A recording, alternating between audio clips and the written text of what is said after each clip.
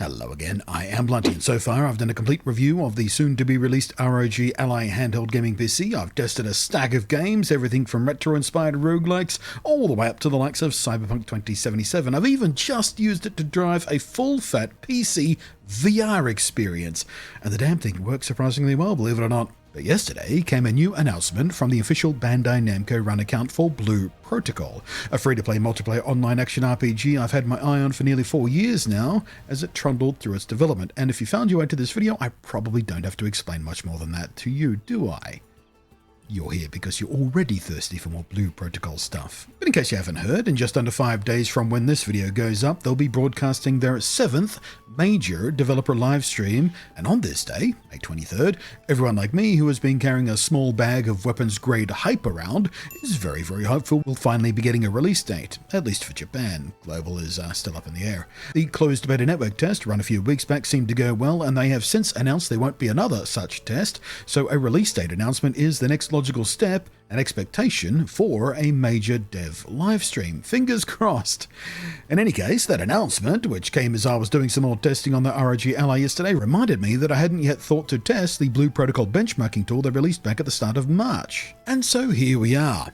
What you're seeing on your screen is the result of about 2 hours worth of fiddling and fine-tuning of the settings, with the goal being to get a score of at least 8,000. That being the threshold of what the devs themselves consider a comfortable experience.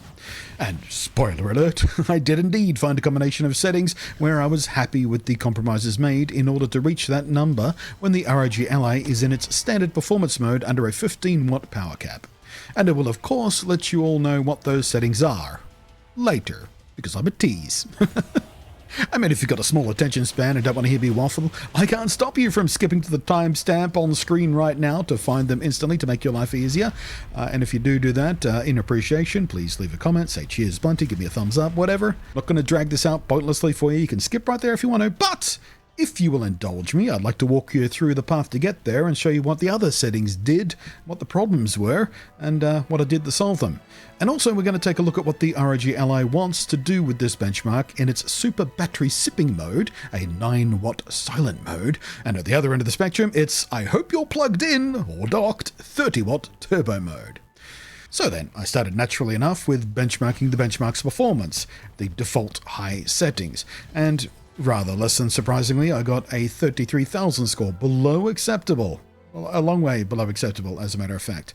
So, next step was medium defaults, and I saw no real joy there either. Just scraping the bum of 5,000, a score the devs assign a "you need to change your settings" evaluation to. I gotta be honest, I was really hoping for a medium setting target here. I get away with medium settings in a lot of other games I've been testing, so this was a bit disappointing. Okay, fine, whatever. We'll try the low settings preset and see where that lands us. Now we're getting somewhere. That's marked up as moderately comfortable. I don't think I'd want to be doing any difficult content like dungeon runs or raids at these performance levels, because the benchmark skimmed to 30 FPS from time to time and dove below it very briefly once or twice. But for the rest of the game, for simple open-field farming of materials and crafting sessions and whatnot, I don't think there'd be any worries here at all.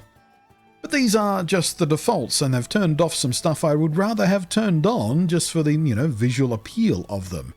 And guess what? We have sliders to play with, so let's start playing, shall we?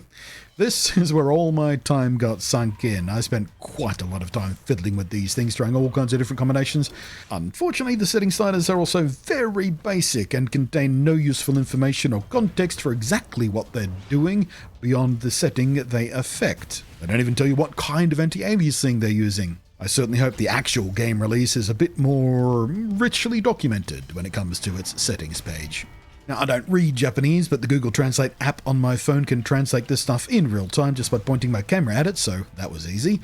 From top to bottom, we have scaling resolution, viewing distance, anti-aliasing, post-process, shadow, texture, effect, and amount of grass.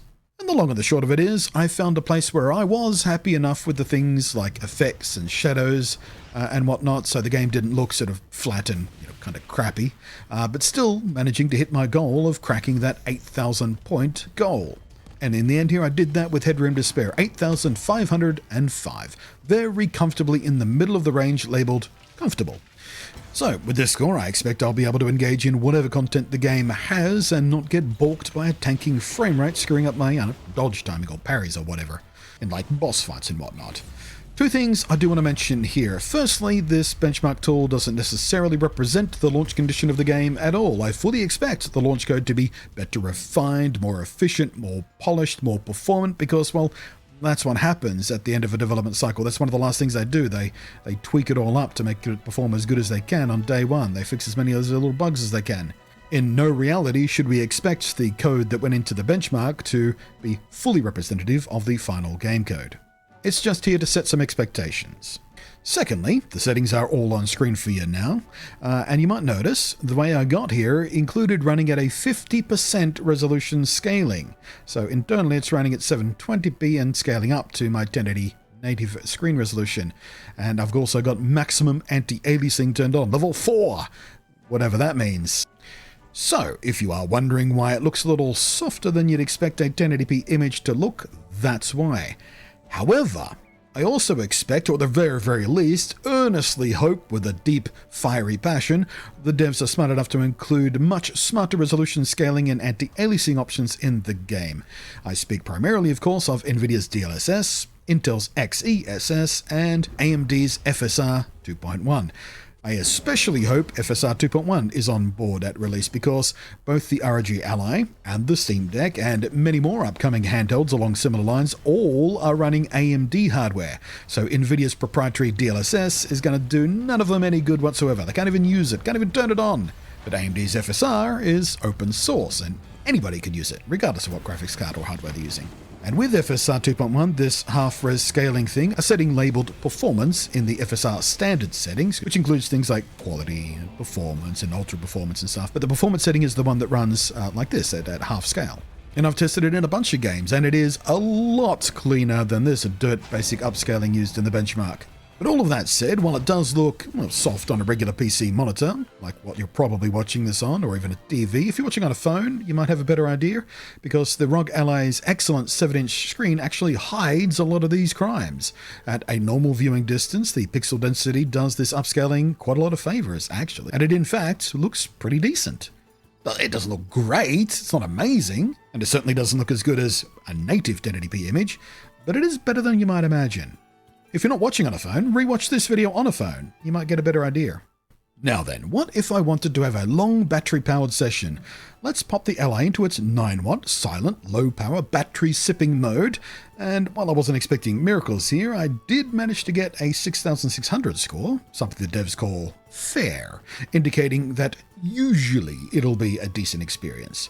I take this to mean that dungeons, and especially like the 30-person raids, are probably a bad idea, but again, open field material farming and crafting and all that kind of stuff will probably be quite practical, and frankly, as the Ally won't be the primary rig I play this game on, that is still pretty useful to have. But again, this was also at 50% resolution scaling and at 720p, and I kind of really want FSR to help rescue this because it is not super great to look at. It looks quite soft.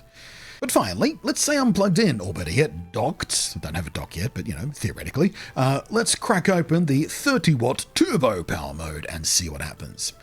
This time I simply made a few fast tweaks to the high settings preset, which includes an 80% res scaling. I also turned down post-processing and effects by 1 notch, and I got a score of 7,326. Not quite the 8,000 I want to target, ideally, but it's easy to see I can get there from here. But frankly, I really don't see myself using turbo mode much for this game, so I didn't spend any time tweaking any further. This was proof of concept enough for me that it can be done if you want it to be done.